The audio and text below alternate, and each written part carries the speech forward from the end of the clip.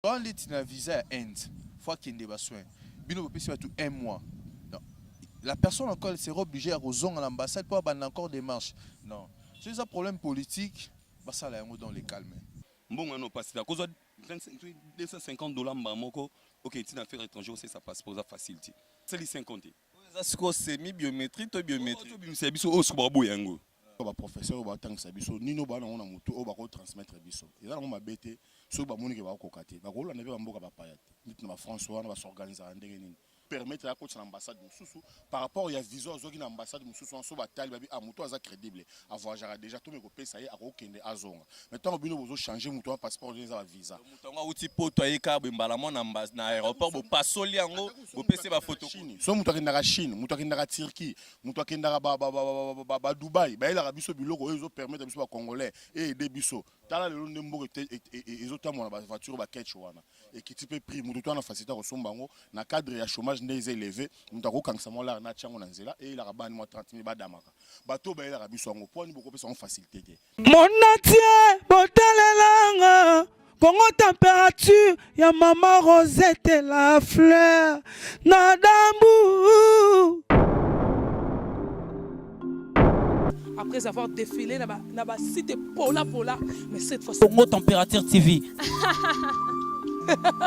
Désormais, suivez-nous sur cette chaîne. Congo Température TV. Congo Température. La patronne Rosette la fleur d'amour, jeune à solo. Émission religieuse. Théâtre, musique, environnement. Bah, émission sportive. Émission politique, donc nulle part ailleurs. www.congotempérature.com. Nous avons information à temps réel. Congo Température. Et y a mon pépé Asika. Ya Tobina, Congo Température. Et y a mon pépé Asika. C'est bien Banakin, Banapoto, Bana partout dans le monde au besoin d'Abisso sur www.congo température et na Sika. Merci à Rosette la fleur d'Hambourg de Minga Rolobezat avec impact na idéologie Boebi Renabiri votre Macron votre Guégué journaliste et à Kanda Nakati investigation veut dire que Tobimi Sarapet au Kundola Rabin information tient la source veut dire que le lot ils allaient faire ya solo la population congolaise mobimba donc tu tambu isande micro baladeur à faire passeport semi-biométrie na passeport biométrique donc ebele pe ba kinois donc azo tanga kaka na munoko azo publier na ba Facebook na ba YouTube au semi-biométrie au biométrie de ayebi ata origine to pe étymologie ya kombo biométrie na semi-biométrique ayebi yango atate donc na yango wana to komeka mpe ko solola na bandeko to ka réaction na bango par rapport ya changement au gouvernement central ya Congo ezui par rapport ya changement pe ya modification ya passeport donc minga kolobezalité donc ngamoko René Abiri étant journaliste et investigation na kota kiti na ba source ya information ya mboka pona ko découvrir pourquoi changement ya passeport et salemi donc tomoni ndeko na biso la mère Mende au Malanga donc wazali moko ya donc numéro 1 ministre ya côté ya Marambo etali ya communication donc a pesele idéologie que non ezali pona ba raison ya sécurité ya mboka donc quelque chose o ezali ko ya pona intérêt commun ya mutu nyonso tout donc ezana ngo mabete mais to remeka mpe ko solo la bande ko moko sima mususu poto yeba nini o ezali posa ya population congolaise na moment actuel. Là je prends bien le temps de dire un très grand merci à Gotsebe le patron des patrons, pourquoi pas à Paola Schengen qui lui est Londres et Loge Mouya le tout puissant. Maman Sylvie Mbembe malgré tout appelle les autres les quartiers mais tokoboa kokara toujours maman Sylvie. Merci à Binonyo Sotobo Lingaranga ya trop Kishinga Pemba le roi de Kanfoufou, ya Willy Moucheni véritable code mondial en collaboration avec Shadrack et Disquared derrière la caméra to tambola to zono interview après Tokozonga. Bonjour mon frère. Bonjour frère. Bonne santé. Ouais, ça va. Ok, merci. Mais voilà, nous partout dans le monde sur Congo Température. Donc, à faire changement, il y a passeport semi-biométrie, à passeport biométrie. N'habitez au concevoir information. En fait, moni Congo et Zambo dans la bisognoso. Bao bazo vivre à l'extérieur, na bao baza bisognoso to ba congolais. S'il y a un problème dans le pays, il faut revendre au solo là. Désordre créera toujours kaka désordre. Solution ezara pour les bisomo ba congolais. Toko kende to trouver ba étranger, to vandi, mais bisomo so tona pour ça yo kanate, to rezo solution té. Oui, ça fait mal. Passeport oyo bazo bimisa ya sika. ekopesa problème makasi na mboka. Eza bato mosusu bana bakaya maladie, bana ba visa. Et maintenant, à ce que moi je sache, à ma connaissance, ceux qui ont un passeport ya kala, pendant qu'ils ont un visa, dès Nathalie qui va déclaration, il y a ministre Nabiso, il y a médias, communication, monsieur Mende, alors qui va à la déchiration à page, au déchirer page, ils ont un visa, au tchè on a passeport ya sika. Non non, ça n'existe pas.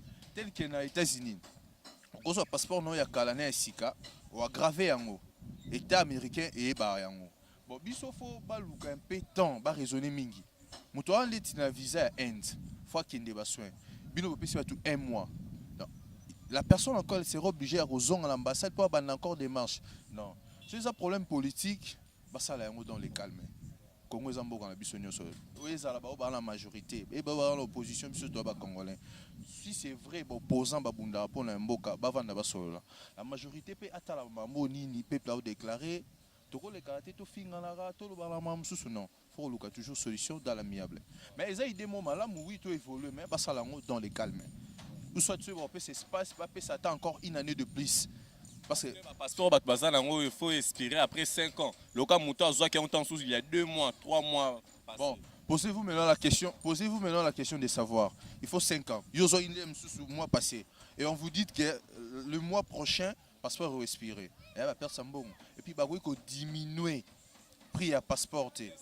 Au lieu de se tourner dans l'affaire étrangère, ça sert à rien. Bah quand tu au niveau de la maison communale, tel que biso toza Togo qui est la maison communale, la biso tozu passeport sans problème. Au lieu que tous à la Tokei 50, 200, 300 sur 24 c'est commis toza biso nyo soto qui est d'accord final dans l'affaire étrangère. Biso nyo soto dans Congo mobimba. Mutoza Lubumbashi, il est obligé à cause avion pour avoir passeport ah. Mboka mnene boye. Ya ba blomo mi fait toi arranger. Mais idée est bonne, mais pas ça dans les bons. Dans les bons pour l'intérêt congolais, ça sera une bonne chose. Merci. Merci bien Tozo Koba toujours une interview na biso donc à faire changement passeport semi-biométrie à passeport biométrique donc au gouvernement central et pousser argument pour une raison de sécurité mais batika qui vraiment tant vraiment tête au monde population congolaise a réclamer à trop donc sur le rana batumo comme Sima Mususu. Bonjour monsieur. Bonjour. Bonne santé. Santé madame. Ok, merci bien Bazolando partout dans le monde sur Congo température donc un PPACK par rapport à changement et à modification brusque au gouvernement central au dessus la décision par rapport à changement il y a semi-biométrie dans passeport biométrique.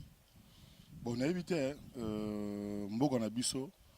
Bon, ils ont m'abêté tant que tu à classe. Surtout quand tu à classe, pour toi, les professeurs ou tant que ça biso, ni nos bana on a moto ou bako transmettre biso. Ils ont m'abêté.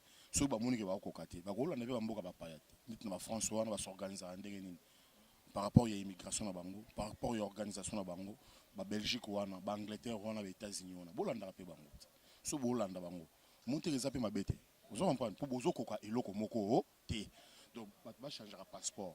Passeport yana combien? Na habité so $250. Et $250 ya muke. Et c'est belé. Ba futa ba tout combien na mboka o. Na taux de chômage yana élevé na façon mo impossible. Vous comprenez donc vous permettre mutumoko peut-être à commerçant à kenarani potation ba conteneur à makayabu aina ngwa tekeli ba congolais pour balia pour bino gouvernement ba kokate. Boira même gouvernement ba kokate pour anine. Vous aurez même pas na boulangerie à Pamba où évoluer sa population congolaise. Alors so batumo ba bimaramo libanda ba kenda ko débrouiller pour ba la biso biloko potolia bozo empêcher bango par rapport à passeport. Et alors ndeni. Soki mutu dazu facilité ya kozwa visa na kati ambassade. Donc c'est-à-dire passeport on est comme une valeur moko ya kosaka nango te. C'est-à-dire e ko permettre ya kotsa ambassade mususu par rapport ya visa ozoki na ambassade mususu so batali babi a mutu aza crédible. A voyager déjà tout me ko pesa ye akokende azonga. Maintenant bino bozo changer mutu en passeport za visa. Mutu nga uti poto ayeka bimbala mo na aéroport bo pasoli yango bo pese ba photo. So mutu akendaka Chine, mutu akendaka Turquie, mutu akendaka ba Dubaï, ba ela biso biloko oyo zo permettre biso ba congolais et des biso. Tala le ndembo ezotamona ba voiture ba ketch wana. Et qui type prix mutu to na facilité ko sombango na cadre ya chômage ndeze élevé, mutu ko kangisa mo la na tchango na nzela et il a bani mo 30 000 ba damaka. Bato ba ela biso ngo poni boko pesa en facilité te. Soki da mutu azui passeport, azui visa da ambassade ya Dubaï, azui visa na ambassade ya Chine, na ambassade ya Turquie. Passeport on est comme la valeur mususu. Alors, ce que vous avez ça en ndenge nini. Ako ko longola so azui visa na ambassade ya Dubaï.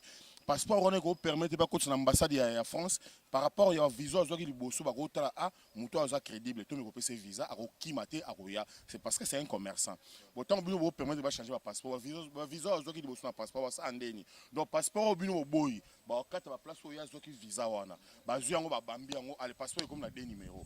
Vous êtes malade, vous raisonnez bien. Ok, merci. Vous raisonnez bien. Bon, merci beaucoup. Bonjour mon frère, bon week-end. Ah oui, merci mon frère. Ok, merci bien de connaître Bolland partout dans le monde. Donc, à faire passeport, semi-biométrie, passeport biométrie. Donc, pour un changement, pour une décision, ils ont mis des gens à Katiambo, Kabao, Baza, Libanda, Sokoye, Kin, au moins, on a bloqué le mal à partir de l'aéroport, Fongoli passeport, Kati, Basali, photocopie, ok, Nayango. Au moins, une décision, on est. C'est au moins quelque part, il faut compliqué vie. Tant que j'ai tout ça ici, passeport, passeport, c'est un délai. Aussi, ici, passeport, pour 5 ans. Na katika tu as 5 ans, quitter, pour changer ma remoussu na kati. Moi, c'est compliqué biso vie. Quelque part, dans nos on a biso pour bon on passe à cause de $250 moko. Ok, tu n'as fait étranger, c'est ça passeport, ça facilité. Ni tu n'as pas passeport nanga. Solo hein. Moi j'ai mon passeport, yango so tali ou filmer au monagi. Yango nyo so zengali. Zenga. Comprends? Non, il s'agit 50. C'est quoi semi-biométrie, toi biométrie? C'est biso o so babo yango. On est babo yango mais en sens té parce que non, il s'agit de 50. OK, différence entre les deux passeports et Zani. Bah ta ngapina ba différence entre belé ba lukati. Nyo so yaka blomo trop politique. Eza blomo trop politique. Pour ça en sens ata muke net autour ba non, muto timi kilaye. Pas qu'il ait un passeport na ye, faut pas jouer ba carte ba c'est le ba photocopie non dans sens té. Bana ko nango CC mais ba ngba code sa biso peuple na carte sa marombango non. Ba meka ko arranger. Va pousser argument que c'est ça pour la raison il y a sécurité pour la mboka. Sécurité par rapport à quoi? Muto sorti poto na passeport na ya ozonga nango normal. Pourquoi biso ka ba congolais ba compliqué? On a noté quelque part bien té. Ba meka ko revoir non ma na bango po boye net nga na nga très fâché po na $250 soit c'est sa passeport. Donc si on a voyagé, oh, il y a son importance. Ah non, bah revoir. Merci. Bonjour mon frère. Bonjour. Bonne santé. Santé normale. Ok, merci bien. On a partout dans le monde sur www.congo température. Donc, il y a un peu donc, toujours, mais un peu qu'on parlait sur affaire passeport semi-biométrie, na passeport biométrie. N'a habité par rapport à la décision au gouvernement central et République démocratique du Congo, élu par leur porte-parole Lambert Mende. N'a habité ceux qui avis par rapport à changement et à modification. Ouais, avis n'est normal parce que liboso zaki ndenga mususu siko pe comme ndenga mususu. Mais ba o bazaki na passeport à liboso. Na ndenga ba changer est-ce que ba pesi biso mbongo pour na ko changer ou soit ba pesa biso ngo ya fele auto ba ko renouveler biso mususu na ndenga o déjà to zalaki nango bon. Yango wana ba.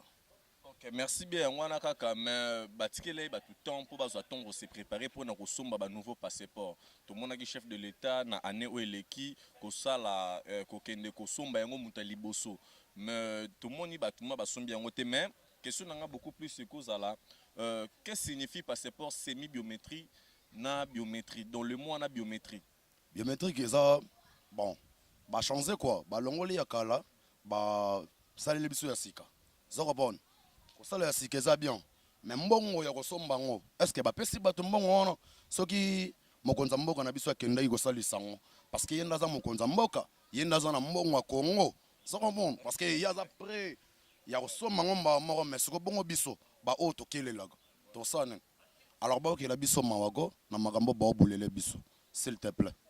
Merci. Merci bien fidèles internautes, donc je pense que nous sommes à la fin de cette interview qui a fait énormément plaisir à tous les Congolais et surtout de la diaspora au Burkina Faso partout dans le monde. Je pense que Boyoki a vu à peuple congolais, population qui n'ose le lingeni balobi. Donc ça fait vraiment un peu trop mal comment on a monté cause attention na Kasai, tona Uturi, cause encore avion, koya encore na Kinshasa. Abunda logement il coûter encore trop cher pour avoir encore le passeport où ezali fixé na prix à $220 quelque part et aussi na gouvernement central na biso peut me un peu quoi arranger qu'on trouver un peu de solution pour na quoi apaiser la situation mais quelque part aussi batumsusu ba lobby que non c'est un problème politique pour na ko retirer ba passeport ya bandeko na biso ba opposant afin ya ko pekisa bango ko bima libanda mboka après les 31 mais c'est vraiment un problème parce que toyebi ke na kati mboka na biso il y a vraiment assez beaucoup de gens au batangi du côté majorité et du côté de l'opposition bon mais un peu kofanda ko se réunir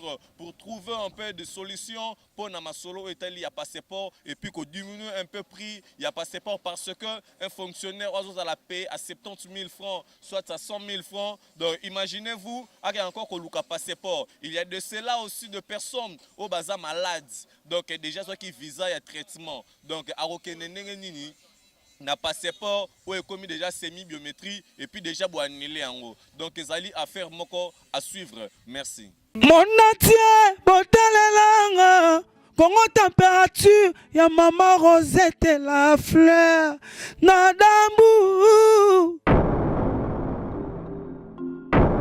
Après avoir défilé na ba site pola mais cette fois Congo Température TV. Désormais, suivez-nous sur cette chaîne. Congo Température TV. Congo Température. La patronne Rosette la fleur d'amour, chaîne à solo. Émission religieuse. Théâtre, musique, environnement. Bah, émission sportive. Émission politique, donc nulle part ailleurs. www.congotempérature.com. Pour nous avoir information à temps réel. biso nyonso tobina Congo température eye na mopepe asika yaya tobina Congo température eye na mopepe asika